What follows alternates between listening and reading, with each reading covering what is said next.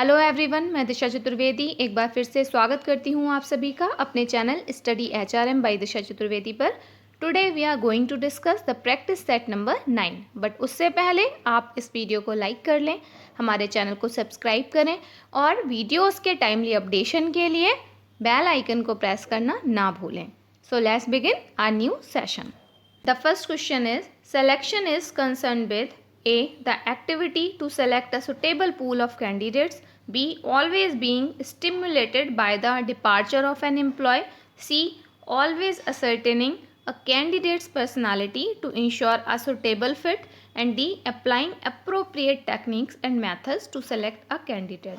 इस क्वेश्चन में पूछा गया है कि सिलेक्शन इनमें से दिए हुए ऑप्शंस में से किससे रिलेटेड है, किससे कंसर्न्ड है। इस क्वेश्चन का आंसर देने के लिए आपके पास 5 सेकेंड्स हैं।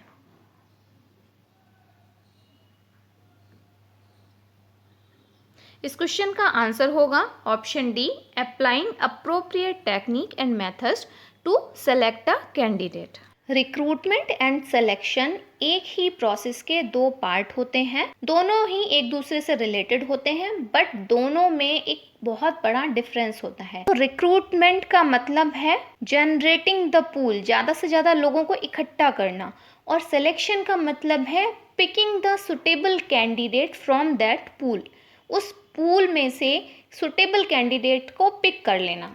Next question, which activities are not associated with workforce planning? A. Forward planning, reviewing internal and external labor supply. B. Assessing capability of workforce to develop any requisite skills.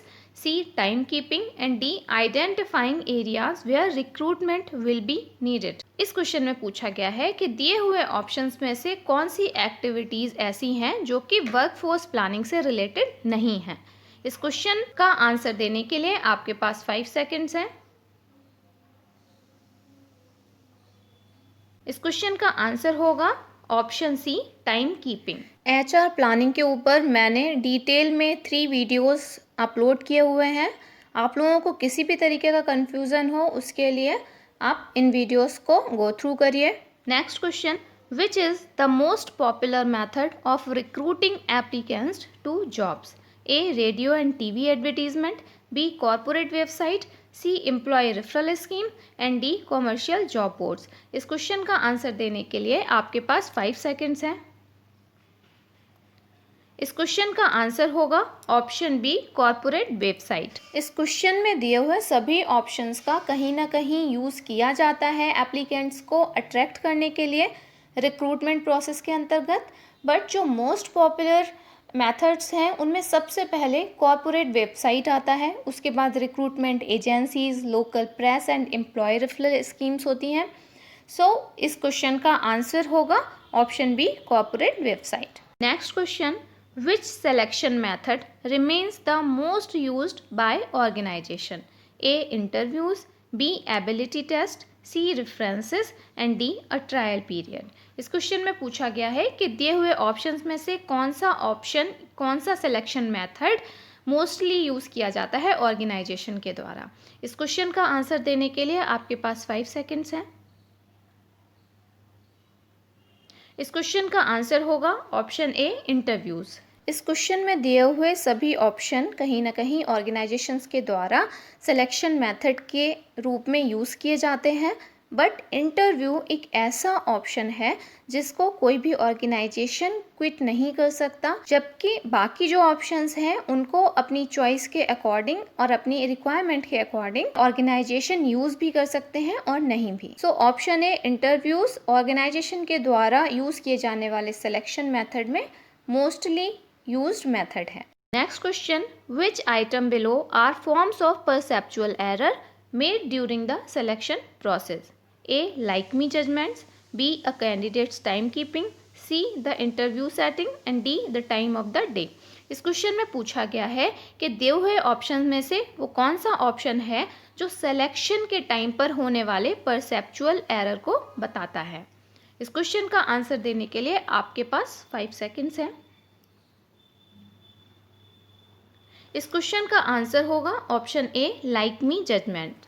जब हम बिना किसी objectivity के, बिना किसी scale पर, बिना किसी एग्जामिनेशन के बिना जांचे परखे अपने परसेप्शन के आधार पर यानी अपनी पूर्व धारणा के आधार पर किसी डिसीजन पर पहुंच जाते हैं, वो परसेप्चुअल एरर्स कहलाते हैं। सिलेक्शन के टाइम पर रिक्रूटर के द्वारा कई तरीके के परसेप्चुअल एरर अकर होते हैं, जिनमें horns and halo effect, first impression effect, impression management and like me judgments, इस टाइप के कुछ परसेप्चुअल एरर्स हैं जो कि अकर हो जाते हैं। तो इस क्वेश्चन में option A like me judgment is the only option जो परसेप्चुअल एरर को बताता है। So option A will be the answer. Next question, which of the below is a form of interview used in candidate selection? A the appraisal interview, B the competency based interview, C the disciplinary interview and the return to work interview. इस question में पूछा गया है कि दिए हुए options में से कौन सा ऑप्शन उस इंटरव्यू को बताता है जो सिलेक्शन के टाइम पर लिया जाता है। इस क्वेश्चन का आंसर देने के लिए आपके पास 5 सेकेंड्स हैं।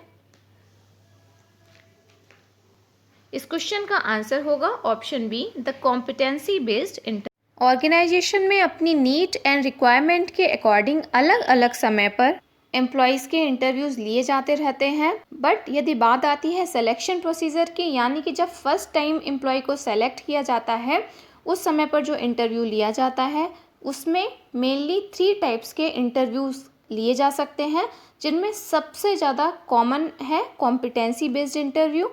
इसके बाद जो दूसरे 2 अदर मेथड हैं वो हैं biographical interview and situational interview. So इस क्वेश्चन का आंसर होगा option B the competency based interview. Next question, the interview is used as a method for determining A the personality of the candidate, B the degree of fit between the applicant and the demand of the job, C his her age and D physical attributes। इस question में पूछा गया है कि एक interview के द्वारा किस चीज़ का पता लगाने की कोशिश की जाती है। इस क्वेश्चन का आंसर देने के लिए आपके पास 5 सेकेंड्स हैं। इस क्वेश्चन का आंसर होगा option B the degree of fit between the applicant and the demand of the job. यद्यपि क्वेश्चन में दिए हुए सभी ऑप्शन कहीं ना कहीं इम्पॉर्टेंट हैं और कंसीडर किए जाते हैं at the time of selection, but option B the degree of fit between the applicant and the job सबसे ज़्यादा important and most critical consideration होता है। Question, according to the Litch Review of Skills 2006, the ability of firms to succeed in the face of growing international competition depends increasingly on। इस question में पूछा गया है कि लिच रिव्यू ऑफ स्किल्स के according present international competition के समय पर कंपनीज खुद को सक्सीड करने के लिए दिए हुए ऑप्शंस में से किस ऑप्शन पर ज़्यादा डिपेंडेंट रहती हैं। A work culture, B relaxed legal system, C good infrastructure and D skilled labour. इस क्वेश्चन का आंसर देने के लिए आपके पास 5 सेकेंड्स हैं। इस क्वेश्चन का आंसर होगा option D skilled labour. Leitch review of skills UK की एक इंटरडिपेंडेंट एजेंसी थी जिसने different government organisation and employer के रिकमेंडेशन के आधार पर ये कंक्लूजन निकाला, किसी भी ऑर्गेनाइजेशन में स्किल्ड वर्कफोर्स का होना उसके higher work place productivity and organization की इंडस्ट्रियल कॉम्पिटिटिवनेस के लिए नेसेसरी होता है, और स्किल्ड वर्कफोर्स होने से कोई भी कंपनी या ऑर्गेनाइजेशन मोर कॉम्पिटिटिव बन पाता है। Next question, what is the main disadvantages of the job learning. इस क्वेश्चन में पूछा गया है कि दिए हुए ऑप्शंस में से कौन सा option of the job learning के डिसएडवांटेज को बताता है। A it is not always directly related to real organisational issue and needs, B the time needed to set up, C accessibility for those training and D long term cost। इस question का answer देने के लिए आपके पास 5 seconds हैं।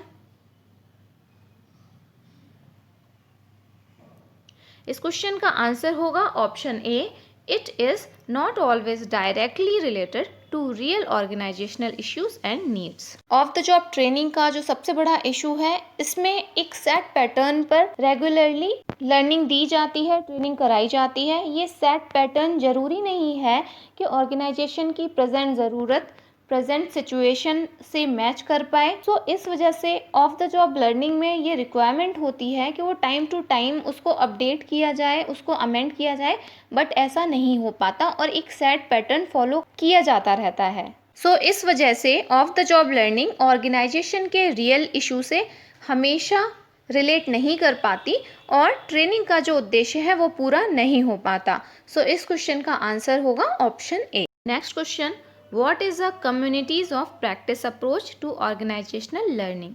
इस question में पूछा गया है कि ऑर्गेनाइजेशनल लर्निंग के अंतर्गत यूज की जाने वाली कम्युनिटीज ऑफ प्रैक्टिस अप्रोच क्या है। A, an approach that focuses on practising best practice. B, an approach that focuses on the values, beliefs and norms of a social group. C, an approach that focuses on the skills embedded within the group. And D, an approach that has a clear set of defined practices to use in all situations. इस question का answer देने के लिए आपके पास 5 seconds हैं।